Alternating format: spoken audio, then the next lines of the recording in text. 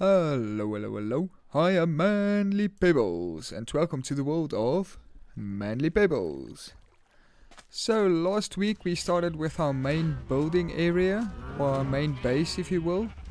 And we started off by breeding some cows, getting a small wheat farm, as well as we went mining a bit, and then after that we prettied up the mine entrance.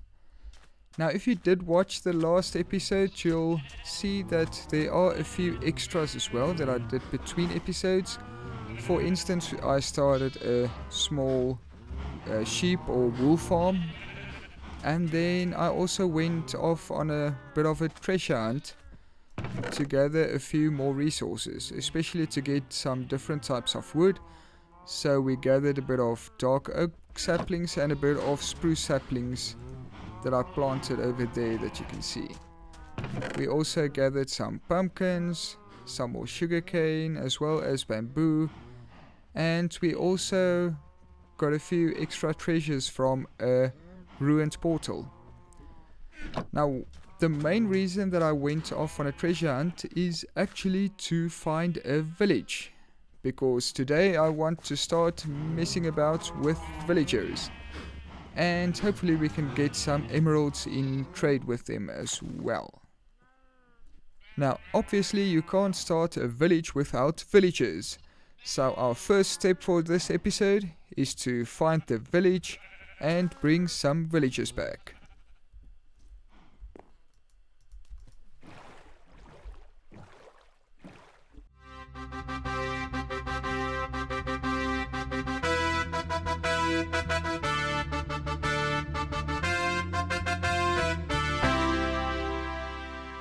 If I remember correctly, the village should be around here somewhere.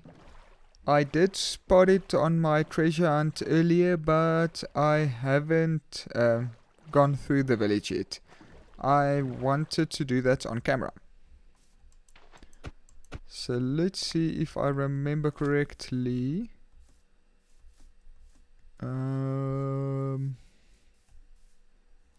Where was it? Okay, let me just run around a bit, see if I can find the village, and then we can explore the village. And we have found the village there. So, dude, you gave me a fright. Anyway, so I just want to go through the village, see if we can find anything useful, and then we can take a few villagers with us to start our villager breeder. Okay, it would be nice if we can get some carrots and potatoes. What do we have here? Awesome, some carrots. I think that's just wheat. Some more carrots, some more carrots. Let me just take out everything. Might be easier this way. Awesome, we have some potatoes as well.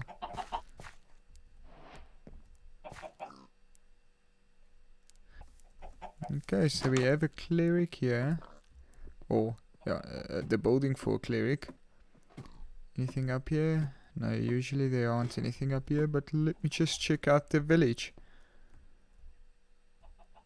Okay, so it's not a big village, but it's not really small. There's a blacksmith as well, so we can check that out. Maybe it has some nice stuff for us. Well, I think I'm just gonna take the brewing stand as well. So I went through most of the village and there's not really anything to be found. The only thing I didn't check out yet is whether there's anything here in the blacksmith. So let's see. Wow, an iron pick, 2 apples and a saddle. That is not the greatest find, but I'll take it. I'm not in a great hurry to get anything else at the moment. Yeah, there won't be anything in the furnaces, right? Nope.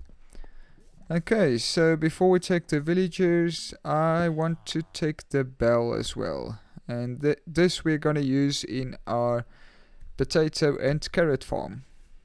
Awesomeness. Oh, there's 2 bells. I might as well take both of them. Thank you, thank you. So now I think the best will be just to take one of these villagers and take him back to our base. I think it will be quite a long journey, but yeah, I guess this will be the only way to do it. See you guys back at the base. So we're back at the base with our 2 villagers with weird neck movements. I think we'll need to sort those neck movements out.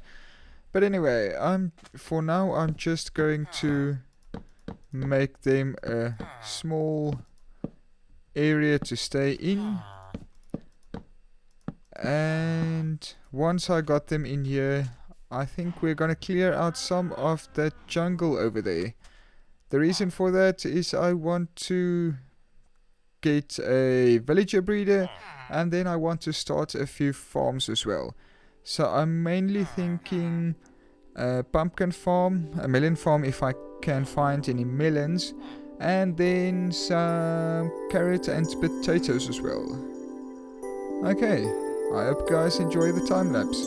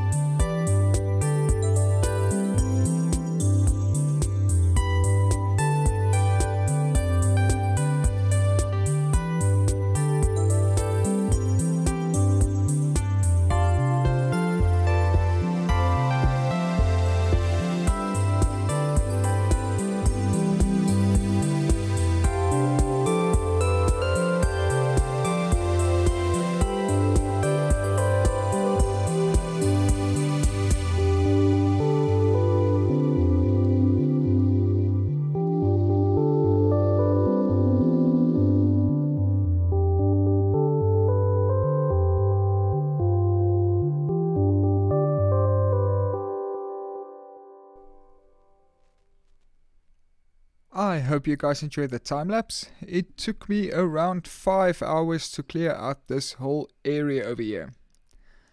So next up I want to start a villager breeder over that side, and then a carrot farm, a potato farm and a pumpkin farm over on this side. But before we do that, I think it's time that I tell you guys the theme of this area, the lore of the world that we are building in. This theme is based on one of those classical myths that, weirdly enough, originated separately in different parts of the world. This myth can be traced back to the ancient Greece, to Persia, to Japan, as well as a few other places. And the myth that I'm talking about is the 4 classical elements: fire, water, earth and air. So my idea is to create a separate base for each feature of these elements. We have fire over here, where we collected the sandstone. We have water all around of us, and I'm thinking of building some sort of structure underwater over here. Then we also have the air, so my plan is some floating base or city thing up there. And lastly, we have earth over on this side. Furthermore, part of my plan is to fill each elemental structure with farms that I associate with that element. However, organizing everything by element might not be so easy. For today's episode, for example, it is quite simple. I want to plant some vegetables, so obviously earth. In future, we might want some gunpowder, so we'll go to fire.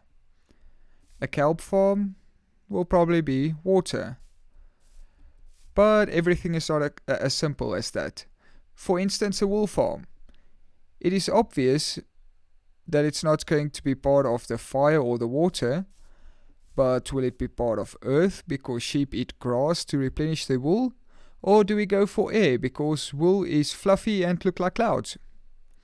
I think you see my point. But I'm sure we will sort everything out eventually and have lots of fun along the way. Now, because we are busy with the earth area today, maybe I should elaborate on the building plans that I have for this area.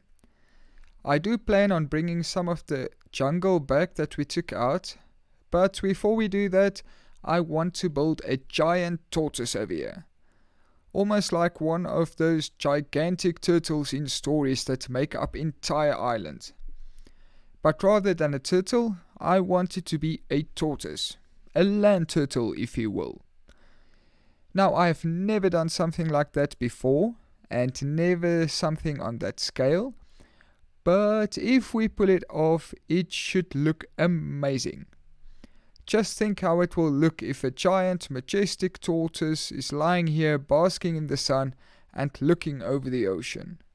And then if we can't pull it off, then I will go cry in a corner and think of something simple to build.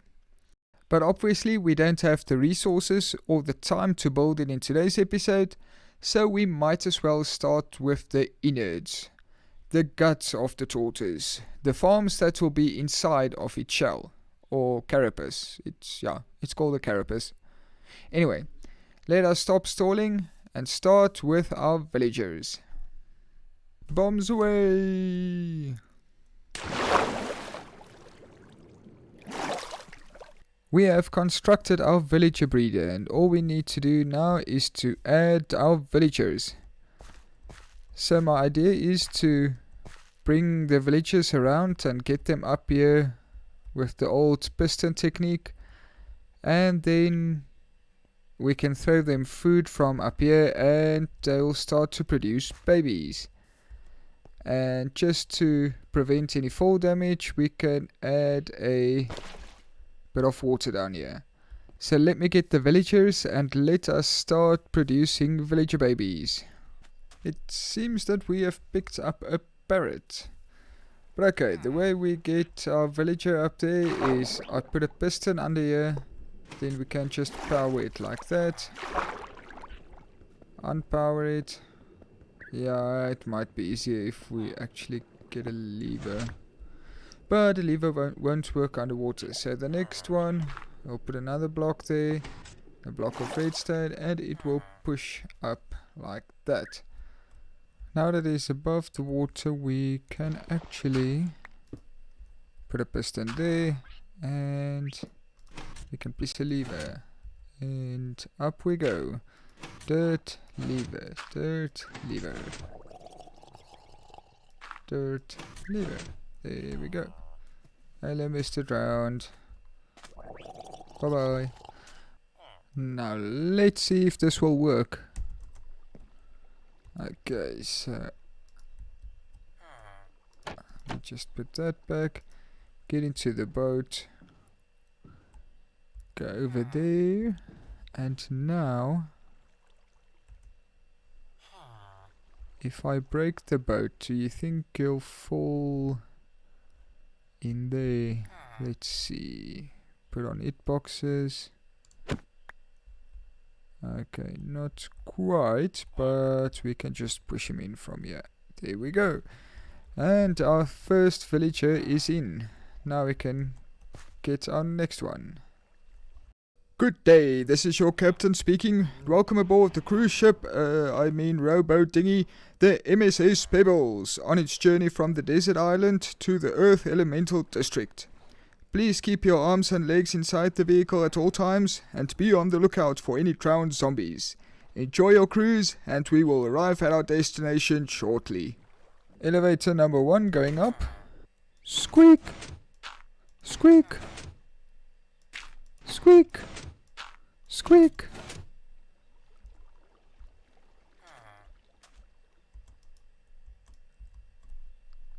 Elevator number 2 going up. Squeak! Squeak! Squeak! I hope that's high enough.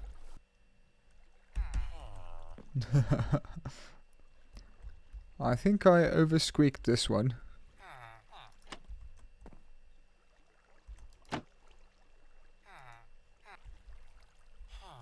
Okay, so when I brought over the second villager, the first villager got into the boat. So let's see if we can get both of them in the hole here. Okay, one is in. And the second one is not in, but hopefully if we wait until nightfall, he will go to sleep and then get in the middle as well. So now I just need to get out of here. There we go. So the villagers have gone to sleep, so let us just sleep through the night as well, and then both of them should stand in the middle. Okay, let's sleep and then see if they will stand in the center. Let me just get rid of the bed, and awesome, so both of them are in the center over there. So if we throw them food, then hopefully they should start breeding. Whoops, I didn't need to throw all of it, but hey, why not? Yay, finally! So it seems that we needed to stand a certain distance away from them to breed. I've been waiting for quite a while for them to breed, but apparently I was standing too close to them. But anyway, now we have our first baby villager. I forgot how different they looked in their jungle outfits. These cute, funny baby villagers. So now that we have our first baby villager, we can move on to our automated vegetable farms. Before we can build our farms, we need to gather some resources. So first off, I need some quartz to make some observers. Then we need to gather some flowers to make light grey dye for our glass around the farm. And lots of iron for the pistons and hoppers that we'll need. Unfortunately, after the last recorded clip, my microphone got somehow muted. So the rest of my clips were recorded without my voice. We were however able to breed some more villagers and to finish our other farms. Before I forget to give credit to original designer, this villager breeder is an amended version of the design by Raceworks. I'll put a link in the description if you guys want to check out his video. There are however some rumors that this design might not work in the 1.16.2 update, so we'll have to wait and see when I update the world if this will still be working. Behind me we also have our carrot and potato farms, as well as our combined melon and pumpkin farm. Luckily however, I did record the builds with replay mod, and therefore we did not need a mic to record that. So I hope you guys enjoy the time lapse.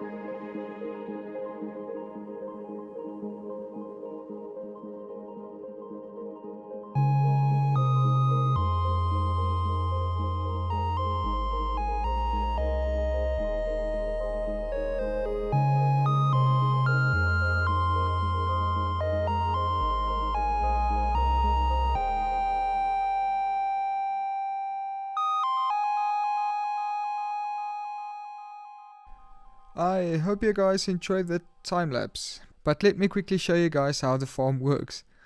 The carrot and potato farm over here was designed by LogicalGeekBoy. I'll link his video in the description as well.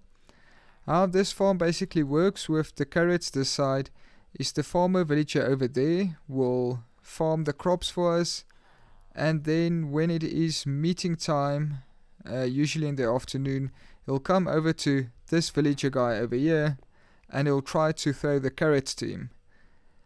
Luckily for us, the upper mine carts that we placed here will pick up the carrots, and that will be sucked down into the hopper and into the chest below.